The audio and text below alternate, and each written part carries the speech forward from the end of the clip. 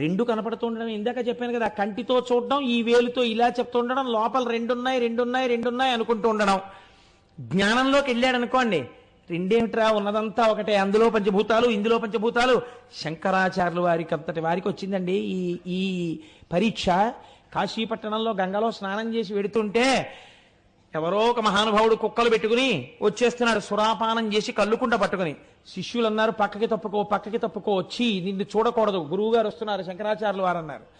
ఆయన అన్నాడు శంకరాచార్యులు వారిని చూసి, నన్ను తప్పుకోమంటావా, నాలో ఆత్మని తప్పుకోమంటావా అన్నారు. శంకరాచార్యులు వారు కాబట్టి గుర్తుపట్టి ప్రణిపాతం చేసి బ్రహ్మాండమైనటువంటి స్తోత్రం చేశారు మనీషా పంచకమని.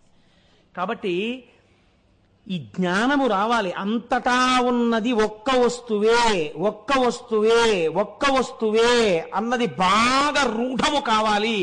కామక్రోధములు గెలవబడాలి అంటే దానికి ప్రథమ సోపానము మీరు తప్పక భస్మధారణ చేయుటయే.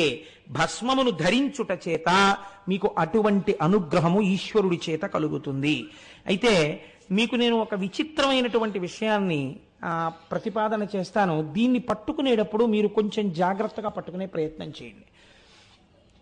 ఒక వ్యక్తి లలాటమునందు విభూతి పెట్టుకుని, కంఠమునందు విభూతి పెట్టుకుని, ఇంత బొట్టు పెట్టుకుని, ఈ చేతుల మీద అక్కడ విభూతి పెట్టుకుని ఉన్నాడు. మీరు వెంటనే ఏమంటారు ఆయన్ని చూడగానే? ఓ తెల్లవారకట్ట మీరు లేచేటప్పటికీ ఒక ముసాలైన అన్ని విభూతి రేఖలు పెట్టుకుని వచ్చి గుమ్మం ముందు నించుని, అమ్మా కోటేశ్వరారే ఫ్లాట్లో ఉంటారమ్మా ఇక్కడ అని అడిగారు. అడిగితే వాడు అక్కడక్కడ ఉంటాడండి అంటారా? మీ వెంటనే మీ మనస్సులో ఆయన్ని చూడగానే ఏ భావన వస్తుంది? ఏమొస్తుందండి? అయ్యో బాబోయ్, అచ్చు పరమశివుల్లో ఉన్నాడండి.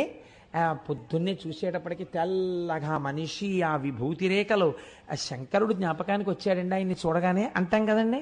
విభూతి ధారణ చూసేటప్పటికి శంకరుడు జ్ఞాపకానికి వస్తాడు మనకి.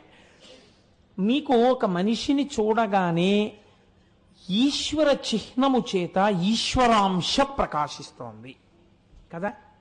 మీరు బాగా ఒక విషయాన్ని గుర్తుపెట్టుకోండి, ఇది మీరు పట్టుకోగలిగితే మీరు జీవితంలో ఒక ధన్యతని పొందుతున్నట్టు. అన్నిటికన్నా చాలా ప్రధానమేది జీవితంలో? శాంతము చాలా అవసరం. మీరు అందుకే వైదిక ధర్మమునందు మీరు ఏ పూజ చెయ్యండి, ఏమంటారంటే ఓం శాంతి శాంతి శాంతి అంటారు. ఆ శాంతిని కోరుకుంటారు. ఇది ఎక్కడి నుంచి ఎక్కడి వరకు? ఎంత పెద్ద పదవిలో ఉన్నవాడైనా ఏం కోరుకుంటాడంటే శాంతినే కోరుకుంటాడు. ఎంత చిన్న ప్రాణైనా ఏం కోరుకుంటుందంటే శాంతినే కోరుకుంటుంది తప్ప అలజడితో ఉందాం, ఆందోళనతో ఉందాం, నిద్ర పట్టకుండా ఉందాం అని ఎవరైనా అనుకుంటారండి? ఎవ్వరూ అనుకోరు. ఇంత ఐశ్వర్యం నాకెందుకండి అనేవాడు ఉండొచ్చు, ఇవన్నీ ఎందుకండి అనేవాడు ఉండొచ్చు, నిరాడంబరంగా బతికేవాడు ఉండొచ్చు, ఐశ్వర్యంలో ఉండేవాడు ఉండొచ్చు. కానీ ఆ పై స్థాయి నుంచి ఈ కింద స్థాయి వరకు ఒకటే ఉంటుంది. ఏమిటి? శాంతిని కోరడమే ఉంటుంది. అందరూ శాంతిని అడుగుతారు, నాకు శాంతిగా ఉండాలనుంది అంటారు. ఈ శాంతి నవరసముల యందు శాంతము అని చెప్పబడింది.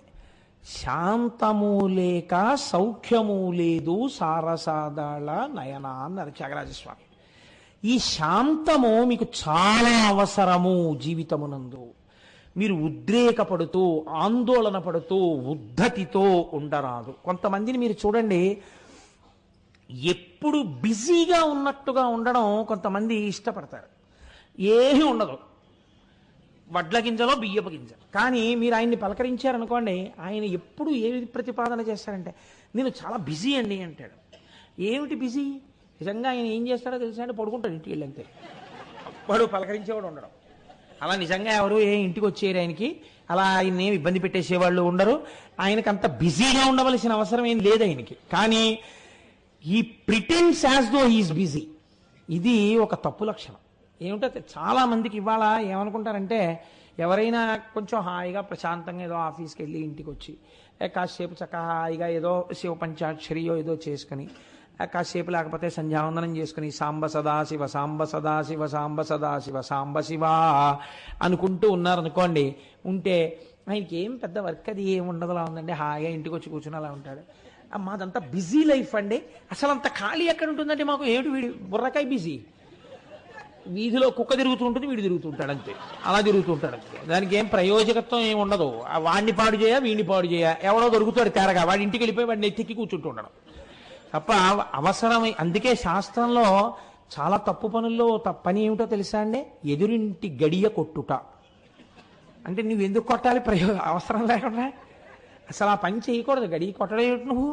నువ్వు వస్తున్నావు వాళ్ళకి తెలిసి ఉండాలంటే ఇవాళ ఈయన వస్తారు, ఏదో పని ఉందన్నమాట. కాబట్టి వాడు ఇవాళ వస్తారని వాళ్ళు తలుపులు తెలిసి నీ కొరకు ఉండాలి. నువ్వు వెళ్ళి గడియలు కొడుతున్నావు అంటే వాళ్ళు నువ్వు వస్తామని అసలు నీ గురించి చూడటం లేదంటే వాడిని పాడు చేయడం నువ్వు వెళ్ళావు, వాడు ఏదో పనిలో ఉన్నాడు నువ్వు వెళ్ళావంటే. ఎప్పుడో తప్ప అలా వెళ్ళకూడదు. కాలింగ్ బెల్ అయినా అంతే ధర్మశాస్త్రం కదండి. కాబట్టి ఏదో తలుపు వేసి ఉండి వస్తానన్నప్పుడు కొడితే తప్పు లేదనుకోండి, అది ఎగ్జామ్షన్. అలాగని నేను నిజంగా ఎవరినైనా రమ్మన్న వాళ్ళు ఇలా అన్నాడు కదా అంటే వెళ్ళిపోకండి, రమ్మన్న వాళ్ళైతే. కాబట్టి ఈ బిజీ అన్న మాట ఒక తప్పు మాట. మీకు నేను మాట చెప్పనండి, ఈ కృతకమైనటువంటి బిజీకి అలవాటు పడితే ఏమవుతుందంటే అందులోంచి బి వస్తుంది. బి అంటే తేనెటీగ. తేనెటీగ బిజీ ఒకటే. ఏమిటి దాని పని? అన్ని పువ్వుల మీద వాడడం, తేనె తాగడం. ఈయన పని కూడా అంతే. ఎప్పుడు ఏం తెద్దామని చూస్తుంటాడు. అక్కడికెళ్ళా, ఇక్కడికెళ్ళా, ఇక్కడికెళ్ళా, అక్కడికెళ్ళా. అపరిగ్రహము అని ఒక మాట ఉంది. నీకు కావలసిన దానికన్నా అనవసరమైన దానికి వెంపర్లాడకు. మీరు ఎప్పుడూ ఒకటి గుర్తుపెట్టుకోండి, మీకు కావలసినంత ధనాన్ని మీరు ఖర్చు పెట్టుకోకపోతే మీరు స్వయం ద్రోహులు, మీకు మీరు ద్రోహం చేసుకున్నవారు. మీకు కావలసిన దానికన్నా ఎక్కువ ఖర్చు పెట్టిన వాడు భవిష్యత్తరములకు ద్రోహము చేసినవాడు. వాడికి ఉండవలసిన రూపాయి మీరు తినేశారు. ఈ రెండిటికి మధ్యలో సమతౌల్యం పాటించాలి. ఏదైనా సరే, అడుగు తీసి అడుగేసినా సరే, ఓ మాట మాట్లాడినా సరే. కాబట్టి ఇప్పుడు ఏమైంది? ఆ బి, ఆ తేనెటీగ ఏం చేస్తుంది? అన్ని పువ్వుల దగ్గరికి వెడుతుంది, తేనెట్టుకొస్తుంది. చక్కగా మైనంతో పెద్ద పట్టు కడుతుంది. ఆ పట్టు కట్టి అందులో పెడుతుంది. అందులో పెట్టి ఆ గదులన్నీ మోస్తుంది. ఇదంతా ఏంటి? ఓ తిరుగుతుండడం, అక్కర్లేని పని చేస్తున్నాం. తేనె పట్టు తేనెటీగా ఉన్నాయనుకోండి, 4 పువ్వులు కోసుకుందామని వెడదామనుకున్న వాడికి కూడా భయమే. దీనివల్ల ఇది మీద పడుతుందో కరుస్తుందో ఏమిటో అని. ఆ తేనెటీగ యొక్క లక్షణం ఎలా ఉంటుందంటే, పురాణ ప్రవచనములకు సెల్ ఫోన్ జేబులో పెట్టుకొచ్చి అస్తమానం మోగుతున్నా కట్టాలన్న ఇంగిత జ్ఞానం లేని వాళ్లే ఉంటుంది. కాబట్టి అది ఎందుకది ఇంకోని పాడు చేయడానికి పనికొస్తుంది. తేనెటీగ కూడా అందుకే పనికొస్తుంది. ఈ పట్టుకెళ్లిన తేనెంతా ఏం చేసింది? పట్టులో పెట్టింది. పట్టంతా మూసింది. ఈ బిజీ అంతా దేనికి పనికొచ్చింది? కింద ఎవడో వచ్చి పొగట్టాడు, ఇవన్నీ పారిపోయి వాడు ఆ పట్టు పిండుకుని తేనె తాగేశాడు తప్ప, తాను తెచ్చి దాచినటువంటి మైనపు గదులలో ఉన్న తేనెని తాను తాగలేని తేనెటీగ యొక్క జీవితం ఎటువంటిదో, సమయమును ఈశ్వరార్చనకు ఉపయోగించాలన్న ఇంగితమును మరచి కేవలం అర్థము కోసమే ప్రవర్తించిన వాడి జీవితము కూడా అంతే. అర్థము కావచ్చు, కామము కావచ్చు, ధర్మబద్ధము కావాలి, రెండు. కాకపోతే వాడు పాడైపోతాడు. కాబట్టి ఇప్పుడు మీకు ఏది కావాలన్నిటికన్నా ప్రధానం? శాంతము.